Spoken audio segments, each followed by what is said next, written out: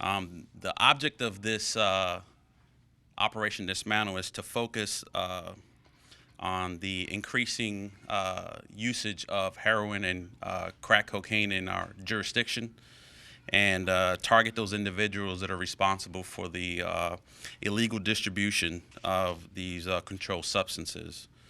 Want to reiterate what Sheriff had mentioned earlier, that the Nash County Sheriff's Office, along with members of the TAR River Regional Drug Task Force, is that we will proactively address the guns, the gangs, and the drug issues in our area. And these are adversely affecting the youth and the children in our area, so we will, partake in these events. The results of the Operation Dismantle resulted in identifying 51 individuals that were actively participating in illegal activities. Of these 51 individuals, we arrested 41, and we're currently in the process of locating the 11 that are still outstanding. The results of the campaign resulted in 215 grams of cocaine being seized, 7.85 of grams of heroin being seized, 8 OxyContin pills, 11 grams of marijuana, and 1 firearm, a 6-hour 9mm. The majority of the addresses that we targeted were within Rocky Mount. However, there were some outlying addresses where we also participated in the operation. Some of the individuals that we located while we were doing the operation, we just happened to encounter, and they did have probation parole warrants, which we took them in custody without any issues. None of the officers in the operation had any issues or any officer injuries or any use of force during the operation. I'll entertain any questions now. Just how big of an impact does these 41 arrests going to make in this area? There's the 95 corridor. We've done stories in the past of the issues you guys are battling. How big an impact is this Operation Dismantle going to have? Yes, sir. Obviously, you understand that every time you identify and arrest a individual, you will always have another individual that will assume that. But at this time, with the campaign going on, a lot of the drug activity, a lot of the names that are out there, pretty much it will affect it temporarily. But however, we're going to continue to enforce the search for these 11 individuals and continue further investigation so we can make a dent in the epidemic with heroin and other controlled substances. What kind of challenges do you guys continue to face as far as the drugs in the area and the region? The challenge that we face is, like I mentioned earlier, you have an individual that's apprehended, that's identified, apprehended.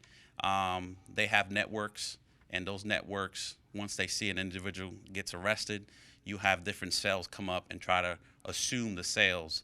And hopefully it's just a matter of keeping up and identifying the replacements so we can stay ahead of the curve. It's going to be a continuous campaign to address it. Will we address all of it? No, but we're going to address the ones that are affecting our youth and our citizens, because those are related to property crimes. And right now, with everything being said, and the media knows we're out there, so the bad guys. But we're going to make all efforts to address it and to try to curtail some of that. I guess it sends a message to the bad guys as well. We're not backing down. We're not backing down.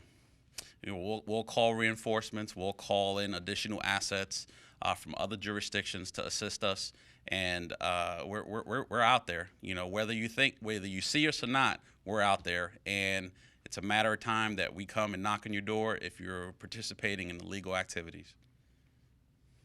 Since the inception of the Tar River Task Force, you seem to be very aggressive at getting these operations going and very successful. Can you speak to some of that success? A lot of the success comes with the community being part of our desire to address it. A lot of parents, a lot of grandparents have felt loved ones fall into this type of drug activity, And I think the parents, rightfully so, are just fed up. The community's fed up. They want to participate.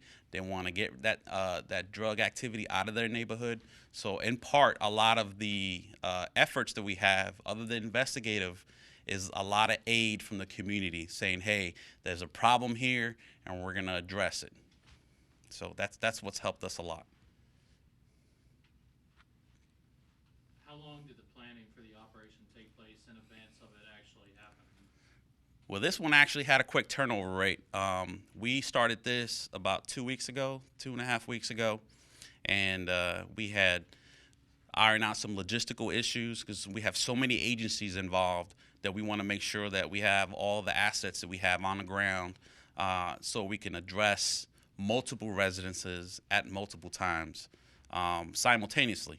So it's a logistical issue that we were able to get over quickly, and we started at 04 Monday morning, and I think by the middle of the day we had roughly almost 20 people in custody. So it's logistical issues, especially when you have a lot of different agencies together. But once we communicate and tell them what we're going to do, operation went flawless, no issues.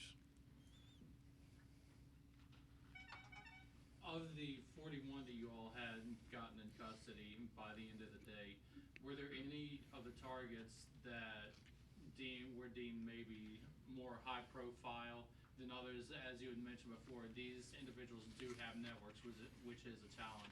So were there any, I don't know how much you can expand on it, but were there any targets in general that maybe you all were eyeing more so than the others?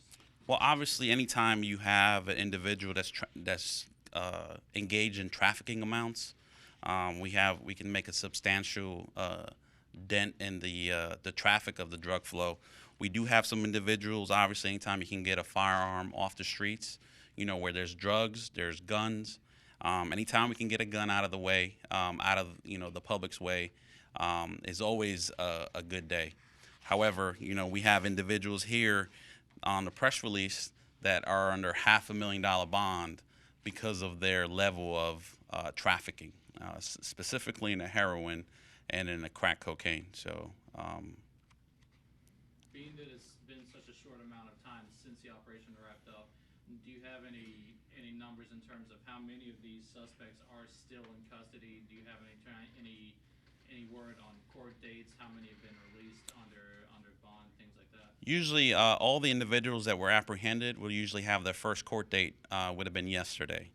Some of the individuals, unless they put a property bond, 500,000, whatever the interest rate is for a bondsman, I would assume that the majority of them are still in custody. There are a few that we ran across that, while we were doing investigations, may have had a probation warrant. If they post a bond or meet the requirements, those individuals may not be in our custody anymore. You talked a second ago about how the community has stepped up and helped you guys. Just how much has that impacted you guys in being able to accomplish what you've accomplished by the community saying we've had enough? I think the community has reached a point where it is benefiting us in the long run. Many years ago, very few individuals would come and provide information, but now that we have had that good contact with the community, they feel more comfortable knowing that we're going to do everything we can to address that quality of life issue. And we thank the community for coming forward and saying, "Hey, there's something suspicious here. I need you to look into it." And it has been a great success with the community coming forward and letting us know, an area that needs to be addressed. So.